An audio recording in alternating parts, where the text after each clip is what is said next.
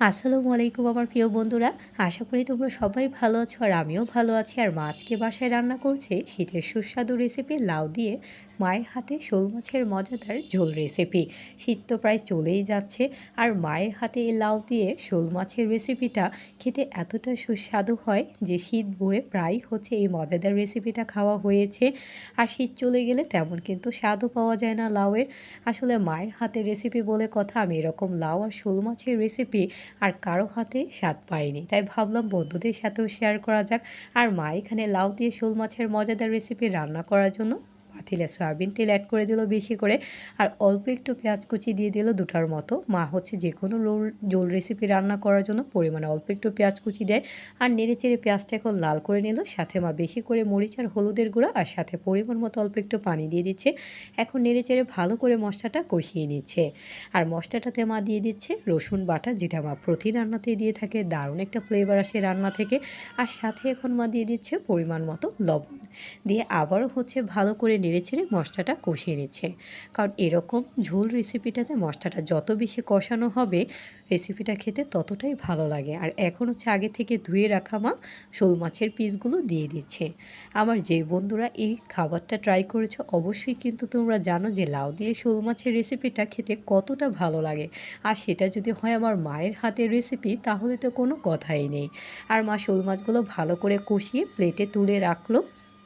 আর এখন হচ্ছে মা কষানো মশলাটাতে, যেহেতু লাউ দিয়ে এই মজাদার শোল মাছের রেসিপি রান্না করছে, আগে থেকে ধুয়ে রাখা আর কেটে রাখা লাউয়ের পিসগুলো এখন দিয়ে দিচ্ছে। আর লাউটা এতটাই কচি ছিল যে বলে বোঝানোর মতন বন্ধু না। আর এরকম কচি লাউ দিয়ে বুঝতেই পারছো এই শোল মাছের ঝোল রেসিপিটা খেতে কতটা দারুণ লাগবে। আর এখন হচ্ছে মা একে একে লাউগুলো ছেড়ে দিল। আর এখন হচ্ছে মা সামান্য একটু পানি দিয়ে দিল, এতে লাউটা সুন্দর মতো করে গলে যাবে। আর কিছুক্ষণের জন্য মা ঢেকে রাখলো। আর কিছুক্ষণ পর মা হচ্ছে ঢাকনাটা তুলে নিচ্ছে। তোমরা দেখতেই পাচ্ছ লাউটা একটু গলে এসেছে। আর আস্তে আস্তে হচ্ছে লাউটাতে পানি চলে আসছে, কারণ লাউ হচ্ছে একদম পানি জাতীয় সবজি, যেটাতে অটোমেটিকই হচ্ছে পানি চলে আসে। আর এখন হচ্ছে মা আস্তে আস্তে নিচ থেকে উপর পর্যন্ত লাউটা নাড়াচাড়া করে নিচ্ছে। আবারও মা কিছুক্ষণের জন্য এখন ঢেকে রাখছে লাউটা, যাতে পুরোপুরি লাউটা গলে যায়। আর কিছুক্ষণ পর বন্ধুরা ঢাকনাটা মা তুলে নিচ্ছে।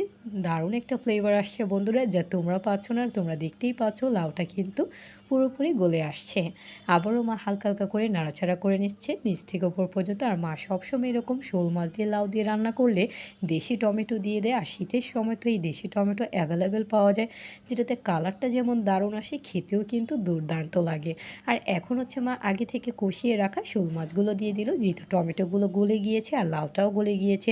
তাই আগে থেকে কষিয়ে রাখা শোল মাছগুলো দিয়ে ভালো করে হচ্ছে ঝোলটাতে নাড়াচাড়া করে নিচ্ছে মাছগুলো। আর এখন হচ্ছে মা যে কোনো মাছের রেসিপিতে টাটকা টাটকা ধনেপাতা দিয়ে থাকে। আর মায়ের হাতের রেসিপি বলে কথা, মা সবসময় হচ্ছে কম মশলায় মায়ের হাতে দারুণ স্বাদের রান্না, যেটা আমার কোনো বন্ধুরা যদি বাসায় একবার হলেও ট্রাই করো তোমরা খেয়েই বুঝতে পারবে কতটা স্বাদের হয় মায়ের হাতের রান্না।